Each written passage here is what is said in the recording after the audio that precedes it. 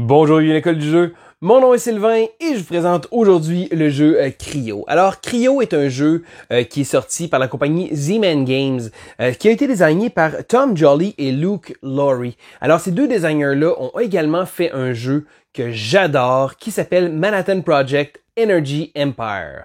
Mais cette fois-ci, Cryo est un jeu de 2 à 4 joueurs d'une durée d'environ 60 à 90 minutes. C'est un jeu qui utilise des concepts de placement d'ouvriers, mais également de engine building. Et là, les gens qui me connaissent le savent, le engine building est un concept ludique que j'adore, de réussir à trouver une petite machine, la faire fonctionner. Donc, on va aller voir les règles, puis après ça, je vais vous donner mes premières impressions. L'école du jeu, en partenariat avec la boutique L'Imaginaire. Au-delà de vos attentes.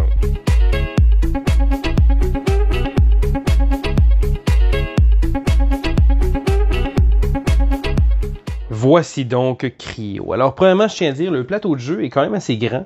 Donc, à la caméra ici, mais il y a une petite partie qui va en bas.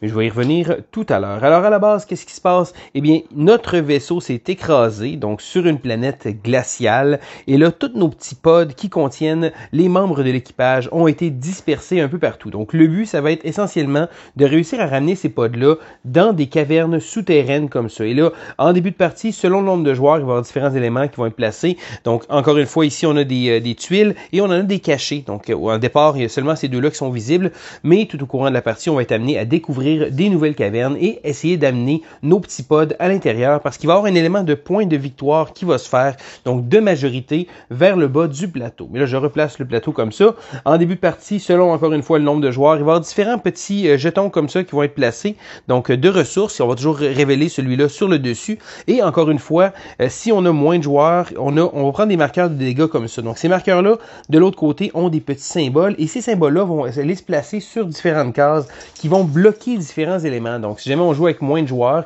il va y avoir beaucoup plus de ces petits jetons-là qui vont être placés.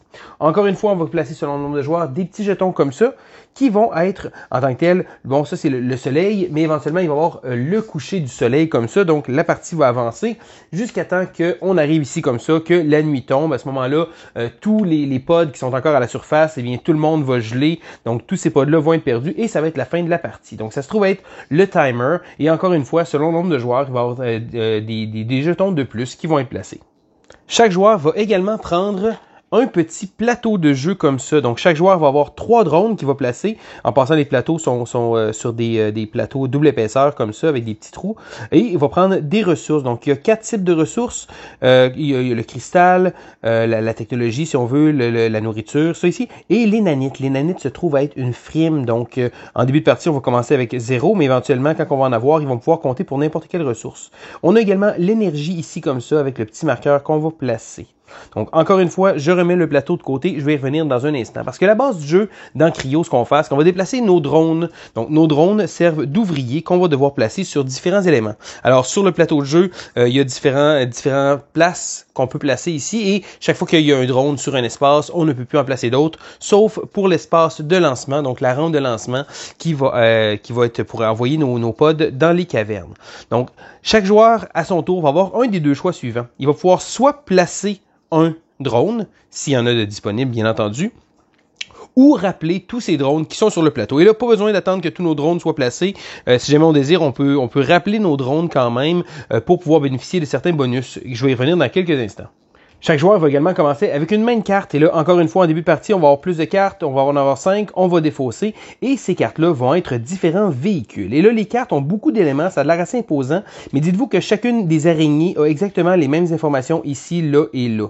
Et là, chacune des cartes va pouvoir servir pour 3 choses différentes. Une amélioration. Donc, encore une fois, qu'on va placer sur le plateau de jeu. Je vais revenir dans quelques instants. Donc, une amélioration. Un coup placé, ça va nous donner un bonus. Des points de victoire, ici comme ça. Donc, si jamais on le place sur le côté du plateau de jeu, ça va être des points, habituellement, avoir 2 points pour chacune de vos capsules envoyées en récup. Et sinon, il va avoir, en tant que tel, le transport qui va avoir un certain nombre de pods qu'il va pouvoir avoir. C'est ces transports-là qu'on va devoir mettre justement nos petits pods comme ça dessus pour les envoyer dans les cavernes en bas. Et certains de ces transports-là ont des habiletés spéciales. Alors, le jeu vient avec un nombre limité quand même de différents transports pour faciliter en tant que tel le fait que ce ne sera pas tout le temps des choses différentes. Donc, Donc, à un moment donné, quand on commence à les voir, on commence à savoir qu'est-ce qu'ils font. Et comme je disais, ils ont toujours la même habilité en haut et sur le côté. Donc, c'est pas des habilités mélangées. Donc, certains véhicules vont nous permettre d'avoir plus de pods, d'autres moins, mais ils vont nous donner des bonus assez intéressants. Donc, comme j'expliquais, un tour habituel, on va placer notre drone et on va le placer sur un espace. Et là, chacun des espaces, lorsqu'on le place, nous donne accès à des cases adjacentes. Donc, si jamais je le place ici, j'aurai le choix soit de prendre ça ici comme ça, soit de faire cette action-là ou cette action-là. Et là, la plupart des actions ont des petits cercles comme ça ici. C'est le nombre de fois qu'on va pouvoir faire. Donc, exemple ici, ça va être de pouvoir payer de la nourriture pour pouvoir retirer des pods. Et là, lorsqu'on a cette action-là de retirer des pods, on va pouvoir retirer les petits pods qui sont là pour les placer sur notre plateau de jeu. Mais là, il faut faire attention parce que on a simplement 3 espaces de libre, mais éventuellement, quand on va avoir des véhicules à placer, on va pouvoir les placer sur les véhicules. Et là, on peut déplacer nos petits pods comme bon nous semble entre les véhicules qu'on a réussi à installer sur notre plateau de jeu et les petits espaces comme ça. Et là, tout au fur et à mesure de la partie, on va être amené à enlever ces petits pods-là, justement pour essayer de les faire descendre. La plupart des actions vont servir justement à enlever ces pods-là, mais aussi à convertir des ressources et prendre des petits marqueurs comme ça. Il y a également certaines actions spéciales qu'on va voir de ce côté-ci du plateau de jeu qui vont nous permettre d'envoyer des petits pods en récupération. Et là, la récupération, je vais y revenir dans quelques instants pour vous dire qu'est-ce que ça fait. Il faut savoir que lorsqu'on prend ces petits marqueurs-là, donc on a le choix, soit qu'on décide de prendre immédiatement les ressources, donc dans ce cas-là, ici, on peut choisir entre une et l'autre, mais il y en a certaines qui vont nous permettre d'avoir les deux. Donc, si on le prend et on décide d'avoir les ressources, on va le défausser. Sinon, on peut choisir de le placer sur notre plateau de jeu. Et là, lorsqu'on va le placer sur notre plateau de jeu, il y a des espaces ici comme ça avec des trous. Donc, on va pouvoir les placer. Et lorsqu'on l'a placé, on ne pourra pas le déplacer, quoiqu'on peut quand même le mettre au rebut. Encore une fois, une petite chose que je vais expliquer dans quelques instants, mais ça va nous permettre de pouvoir générer des actions supplémentaires. Et là, souvent, c'est une action de convertir. Donc, encore une fois, ici, comme ça, on a plusieurs actions de convertir qui nous permettent de retirer des bénéfices. Et celui-là ici, qui va simplement nous permettre de retirer des bonus comme ça ici. Et à quoi ça va servir? Eh bien, je vous parlais tout à l'heure que lorsque c'est notre tour, on peut choisir de placer un drone ou de rappeler tous nos drones. Et ça m'amène à l'action de, justement, du rappel des drones. Lorsqu'on va rappeler nos drones, on va choisir de les placer dans n'importe quel espace ici comme ça. Et là, si jamais il y a des jetons, donc par exemple ici, on va pouvoir réaliser l'action de conversion. Donc, idéalement, on va essayer de placer une ressource intéressante ici parce que lorsqu'on va rappeler nos drones, on peut le placer immédiatement ici. Et si jamais j'aurais placé ce jeton-là, ça va nous permettre d'avoir des ressources supplémentaires. Donc ça, c'est l'action de rappeler qui va être très, très utile pour justement pouvoir convertir nos ressources. Il faut savoir aussi que lorsqu'on va rappeler, si jamais on a placé des pods ici en récup, on va retirer des bonus, donc des ressources supplémentaires. Donc c'est l'avantage d'aller placer nos choses à la récup. Donc par exemple, si jamais je le placerai ici, c'est cette action-là qui nous permet de pouvoir les placer à la récupération. Ça fait en sorte que chaque fois que je vais rapatrier mes drones, je vais recevoir des ressources de plus à chaque tour. Mais avant tout, ce qui va se passer, c'est que on va résoudre un des icônes comme ça d'événements. Et là, chacun des plateaux a différents icônes. Donc certains sont des sabotages, donc on va détruire des pods. Il y en a d'autres qui vont nous donner des ressources. Et là, chacun des petits icônes est différent. Donc, des fois, c'est simplement de prendre des ressources. Et ensuite, on va le remplacer par un des icônes qu'il y a ici. Donc, comme je vous expliquais tantôt, c'est que ces icônes-là, ces petits jetons-là vont servir de timer tout au courant de la partie. Donc, chaque fois qu'on va rapatrier, essentiellement, on va enlever un petit jeton comme ça jusqu'à temps qu'il n'y en ait plus. Donc, ça se trouve être la façon de pouvoir gérer le temps du jeu. Il n'y aura jamais un nombre de tours exact qui va être fait parce que ça se pourrait que les joueurs décident de rappeler leur drone justement pour bénéficier de certains avantages. Une autre action importante qu'on peut faire, c'est l'icône avec la carte comme ça. Et là, lorsqu'on va avoir cette icône-là, on a deux choix. On peut soit simplement piger une carte ou jouer une carte sur notre plateau de joueurs. Et là, notre plateau est ici comme ça. Et lorsqu'on va jouer une carte, on va avoir le choix. On peut la placer en amélioration ici comme ça. Et là, il faut savoir qu'on peut avoir simplement un maximum de 3 améliorations, 3 cartes missions, et 3 véhicules. Et là, pour ceux-là, les avantages et les cartes missions, on ne peut pas avoir de doublons. Et là, on va placer notre carte comme ça et ça va nous donner un bonus. Si jamais on décide d'avoir un véhicule, on peut placer la carte comme ça sur notre plateau et là, on va pouvoir facilement lire le véhicule. Et si jamais on décide de le placer pour les points de victoire, on va le placer comme ça ici.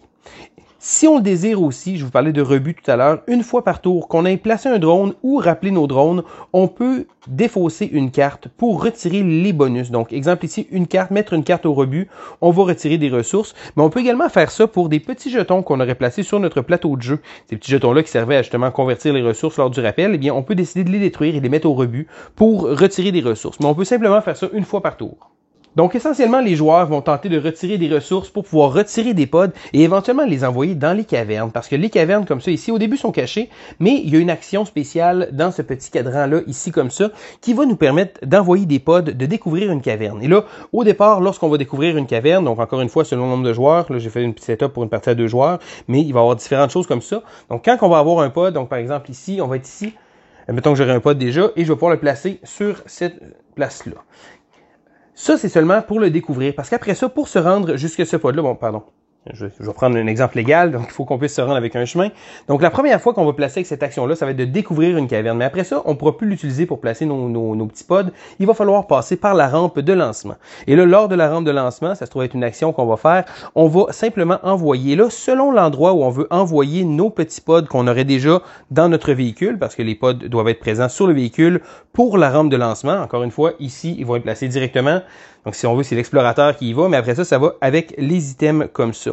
Donc, selon le nombre qu'on va avoir, on va pouvoir les placer où on veut dans les cavernes, mais il faut respecter 2 choses. Premièrement, il faut payer les coûts d'énergie. Encore une fois, l'énergie qui est une des ressources qu'on a. Donc, il faut payer assez d'énergie pour pouvoir envoyer nos petits pods aux bons endroits. La deuxième chose, c'est que certaines cavernes vont avoir un coût à payer. Donc, il faut payer des ressources pour aller le placer.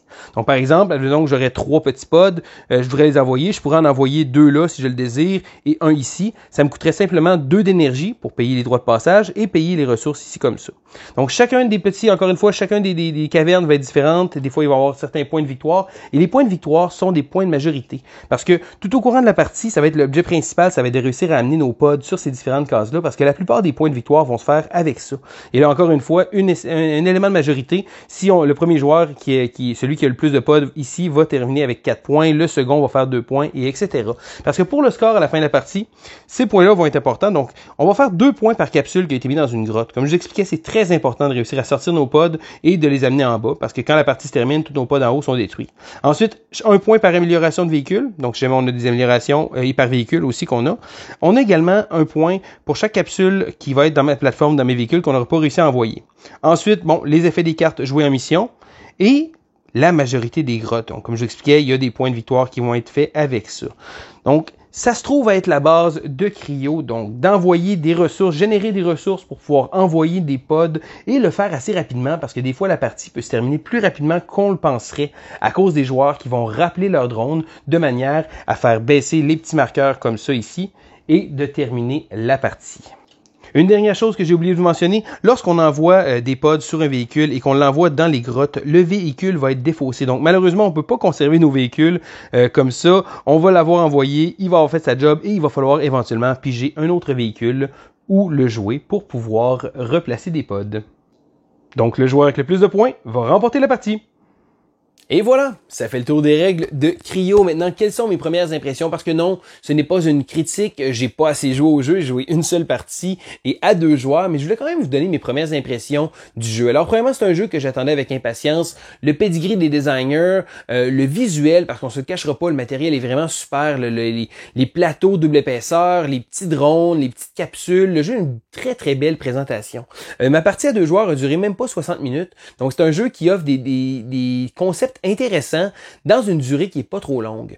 Le jeu nous offre également, je dirais peut-être un petit manque de variabilité de par le fait que les parties, on va souvent, de ce que j'ai comme impression, finir par faire la même chose. Bon, chercher des ressources, essayer de se bâtir un petit engine, essayer d'envoyer le plus de petits pods en bas, mais c'est pas une mauvaise chose parce que je dirais que oui, c'est certain que je pense qu'à long terme, le jeu va manquer un peu de rejouabilité parce qu'il n'y a pas énormément de cartes de véhicules différentes. Et les cartes sont, toutes les cartes de Rhino, par exemple, sont tous identiques. Mais, par exemple, ça fait en sorte que le jeu est plus facile d'accès. Et là, c'est toujours une question, est-ce qu'on vise pour la rejouabilité ou l'accessibilité? Parce que si on vise beaucoup sur la rejouabilité, on va avoir beaucoup de cartes complexes et ça va complexifier le jeu. Et Cryo veut un jeu qui est accessible. Donc, c'est certain que c'est pas un jeu qui est familial, mais c'est un jeu qui peut se jouer dans une durée raisonnable, qui offre des concepts intéressants. Donc, le placement d'ouvriers, le concept d'engine building, parce que oui, on va pouvoir fabriquer nos petits moteurs, parce que quand on ramène les drones, on va pouvoir les placer sur une zone et activer, donc si jamais on a pris des tuiles, on va pouvoir les placer là, donc de convertir des ressources. Donc, on peut se bâtir un petit peu une machine de manière à optimiser nos ressources pour pouvoir justement faire qu'est-ce qu'on veut. J'ai trouvé que c'était très intéressant. Le jeu souffre un petit peu parce que Encore une fois, c'est toujours difficile parce que si on veut faire un jeu médium ou médium léger, peut-être un petit peu vers le léger, mais la durée est super raisonnable parce qu'en jouant une partie 60 minutes, j'ai trouvé que c'était satisfaisant. J'aurais probablement joué plus longtemps, même j'aurais probablement pris Cryo en mode un peu plus costaud, plus de choses, mais encore là, si on fait ça dans un mode plus costaud, plus long, on va perdre énormément de personnes qui voudront pas nécessairement y jouer parce que c'est pas pour tout le monde les jeux qui durent 2 heures, 2 heures et demie. Cryo fait des choses intéressantes dans une durée raisonnable, mais c'est certain que je pense que justement le jeu va crier de vouloir une extension éventuellement. Ceci dit, j'ai bien apprécié Cryo, c'est un jeu que je recommande, c'est un jeu que j'ai vraiment eu beaucoup de plaisir à jouer, j'ai très hâte d'y rejouer. J'ai hâte de l'essayer à plusieurs joueurs également, de voir un peu comment la partie va changer. Mais je trouve que c'est un jeu qui a une belle présentation, qui est très intéressant et où j'ai hâte vraiment d'y rejouer. Donc c'était Sylvain pour l'école du jeu et on se dit à la prochaine!